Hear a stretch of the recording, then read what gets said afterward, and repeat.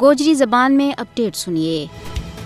مقبوضہ جموں کشمیر میں 10 لاکھ سے زیادہ بھارتی قابض فوجیاں کا بندوقہ کا سایہ کے انتخابات منعقد کیا جا رہی ہے۔ یہ ایک تو کھو اور فراڈ ہے۔ مقبوضہ جموں کشمیر میں انتخابات کو مقصد دنیا کی توجہ تحریک آزادی تھی ہٹانی ہے۔ 2019 کا غیر قانونی اقدامات کو مقصد ہی خطہ کا آبادیاتی اور انتخابی منظرنامہ نہ بٹانو تھا۔ مودی حکومت لکھاں غیر مقامی باشندہ کے واسطے ووٹنگ کا عارضی حقوق تے مقبوضہ جموں کشمیر کی سیاسی خود مختاری نے اور زیادہ کمزور کرن کی ناکام کوشش کر رہی ہے۔ ہیرا پھیری والا انتخابی اصلاحات نے مقبوضہ جموں کشمیر کی حقیقی کشمیری قیادت تے سیاسی نمائندگی کھس لی ہے۔ لیفٹنٹ گورنر کا اختیارات میں بعدو کشمیری عوام نہ حق راہی دے محروم کرن کے واسطے ایک اور قدم ہے۔ یہ توسیع شدہ اختیارات مقبوضہ جموں کشمیر میں مستقبل کے کسی بھی منتخب حکومت کا اختیار نہ کاٹ کر کے مسلمانوں کا سیاسی اثر رسوخ نہ ختم کرنا ہے۔ مودی حکومت مقبوضہ جموں کشمیر کے بچ